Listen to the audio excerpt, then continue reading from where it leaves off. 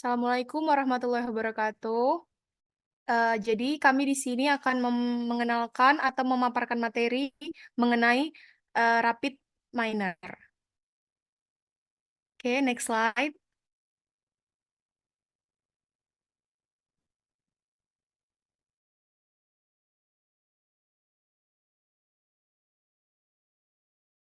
Di sini anggota kelompoknya itu ada 5 orang. Pertama ada Zahra Mumtazah, saya sendiri sebagai moderator. Kemudian ada Divani Mayananda, Devi Megarita Barusibarani, Erlin Cindini Manulang, dan Vina Adlina Ramayani. Oke, next.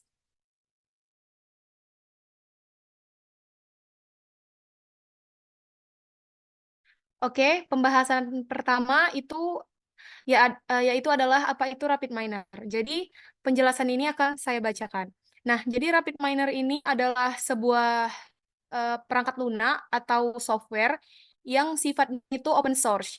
Nah, jadi rapid minor ini juga merupakan salah satu tools yang biasanya dipakai untuk data mining. Terus, rapid miner ini juga sebuah solusi untuk melakukan analisis terhadap data mining, text mining, juga analisis prediksi. Dan rapid miner ini memiliki kurang lebih dari 500 operator data mining, termasuk juga operator untuk input, output, data processing, dan juga visualisasi. Kemudian rapid miner ini ditulis menggunakan bahasa Java, makanya dia itu bisa bekerja di semua sistem operasi. Windows, Linux, itu bisa dipakai. Selanjutnya, dia menyediakan alat dan fitur yang kuat untuk melakukan berbagai tugas data science seperti data mining, machine learning, visualisasi data, eksplorasi data, dan pemodelan statistik. Selanjutnya, rapid miner ini juga sebelumnya itu bernama YALE atau Yet Another Learning Environment, di mana versi awalnya itu dikembangkan pada tahun 2021 oleh si Ralph Klinkenberg, Ingo Mirswa, dan Simon Fisher di Artificial Intelligence Unit dari University of Dortmund. Dan yang terakhir ini, aplikasi ini didistribusikan di bawah lisensi AGPL atau GNU Evoro General Public License versi ketiga. Dan sampai saat ini, bahkan ribuan aplikasi yang dikembangkan menggunakan rapid miner ini udah lebih ada pada 40 negara. Oke, selanjutnya pembahasan mengenai fitur yang ada pada rapid miner itu akan dijelaskan oleh teman saya. Saya persilahkan.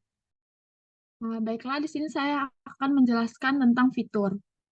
Adapun fitur utama yang dimiliki oleh Rapid Miner ini yang pertama GUI-nya. Rapid Miner ini menyediakan antarmuka pengguna grafis yang intuitif, memungkinkan pengguna untuk merancang dan mengeksekusi alur kerja analisis data tanpa perlu menulis kode. Yang kedua yaitu bersifat open source dan menyediakan banyak plugin. Ini dapat dimanfaatkan untuk melakukan analisis text mining. Kemudian librariannya pada Rapid Miner ini memungkinkan pengguna untuk menyimpan, mengelola, dan berbagi objek seperti dataset, model, dan proses di perpustakaan atau library-nya untuk digunakan kembali. Next. Fitur yang selanjutnya yaitu Rapid Miner mendukung integrasi data dari berbagai sumber termasuk basis data, file lokal, web, dan API. Kemudian, pada proses data pre-processing, Rapid Miner ini menyediakan berbagai alat untuk membersihkan, mentransformasi, dan mengolah data sebelum dilakukan proses analisis. Ini termasuk data cleaning, pembersihan data yang efektif, dan pengelolaan nilai yang hilang.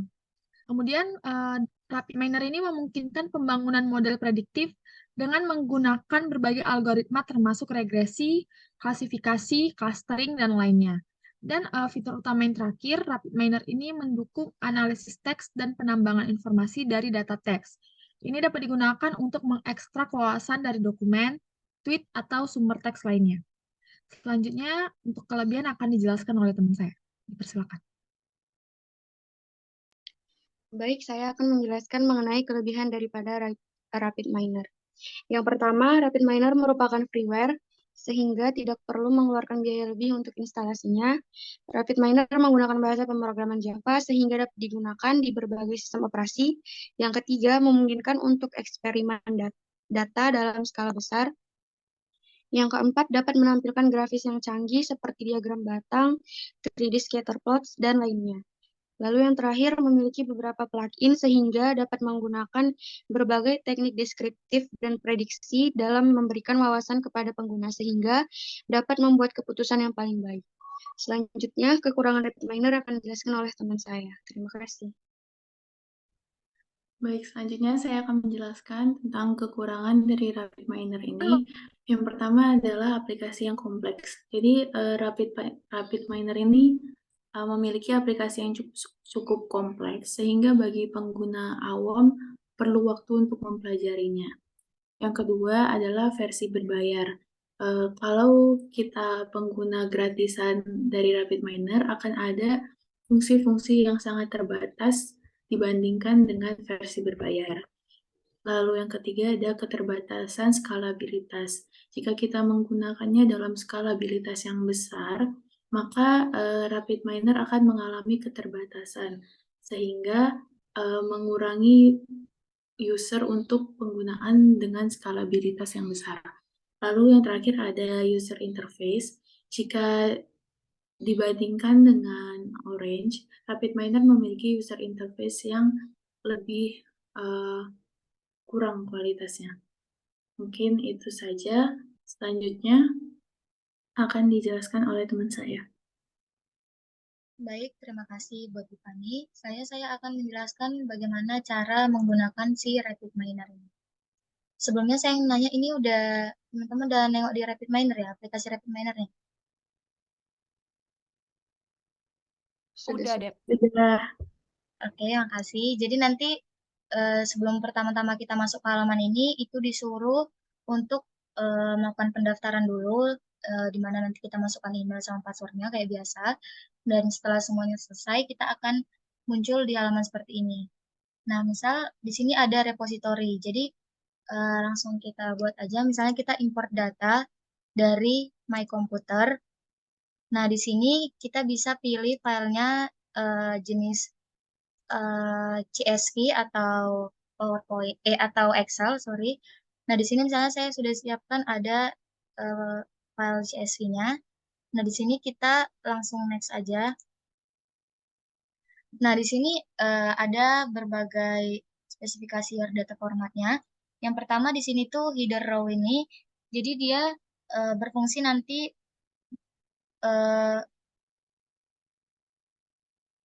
untuk memasukkan datanya sebagai header. Nah, untuk start row di sini, jadi dia nanti akan memulai dari mana memasukkan datanya. Kalau dari sini kita bisa bebas pilih mau dari 2, 3, tapi di sini kita buat dari 1 aja. Untuk kolom separatornya, di sini dia berfungsi untuk pemisah antar kolomnya. Jadi dia ada pilihannya mau pakai koma, semicolon, space, depth, regular expression. Di sini kita buat dari defaultnya aja itu semicolon. Nah, di sini ada untuk file encoding, escape karakter sama decimal karakternya, ini nggak usah perlu diubah. Habis itu, kita next kan. Nah, untuk di sini juga langsung kita next kan aja. Nah, untuk lokal repositorinya, di sini kita masukkan data dari si Cawapres Muhammad Iskandar itu tadi. Lalu kita import. Nah, di sini pada bagian desain dia udah masuk data dari si Cawapres Muhammad Iskandar. Nah, kita ke operatornya. Di sini operatornya ada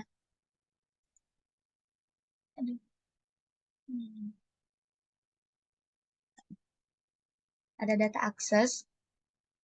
Terus kita pilih file. Di sini kita mau melakukan read CSV dulu. Jadi pada bagian read CSV kita tinggal ngedragnya ke sini. Setelah itu kita cari path dari si read CSV-nya tadi. Kita cari di folder mana yang kita simpan. Di sini tadi saya di Windows C. Lalu kita klik pada bagian CSV-nya, kemudian kita open. Setelah itu kita hubungkan dia ke result-nya nih. Setelah terhubung, maka kita langsung nge-run dia. Nah, dia akan menampilkan isi dari CSV yang udah kita masukkan tadi. Nah, selanjutnya di sini kita bisa juga untuk melakukan write atau menyimpan data tadi. Kita buka Word write sama karena di sini kita read CSV, maka juga yang kita drag di sini adalah write CSV. Ini kita silang dulu. Kemudian kita hubungkan ke write CSV-nya dan si write-nya ini kita hubungkan ke result-nya. Oh, di sini kita harus masukkan juga foldernya, yang mana foldernya saya buat dataset.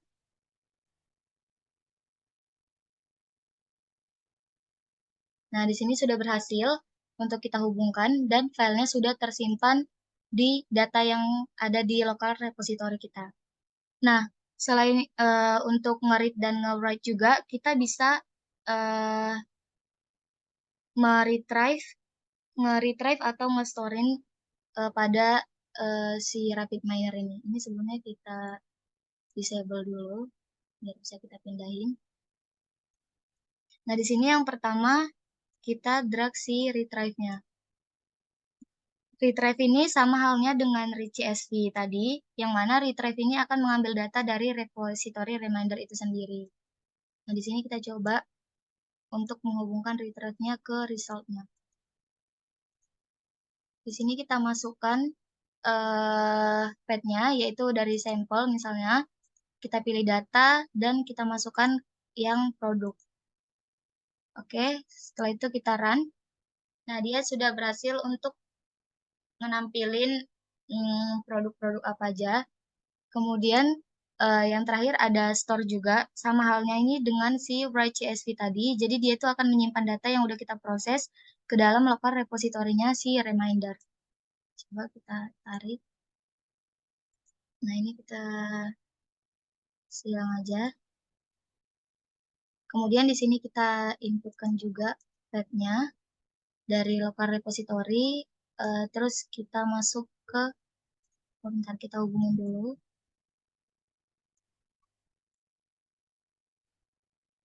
Dan kita run, dia masih nyuruh masukin.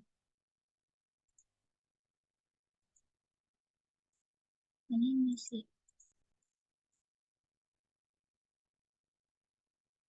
Nah, dia udah berhasil juga untuk menyimpan data yang sudah kita proses ke dalam local repositorinya si reminder ini. Jadi tadi yang kita buat dari CSV sama write CSV itu ada Cawapres Muhammad Iskandar, dan dari si retrieve sama store-nya itu ada produk dataset. Baik, mungkin hanya segitu aja yang bisa saya jelaskan terkait dengan si RapidMiner ini. Saya kembalikan kepada moderator.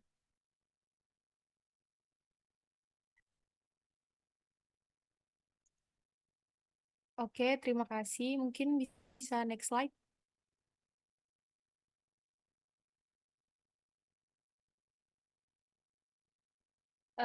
Oke, baik. Sekian hasil pemaparan kelompok kami. Lebih dan kurangnya kami mohon maaf. Saya selaku moderator mengucapkan terima kasih. Assalamualaikum warahmatullahi wabarakatuh.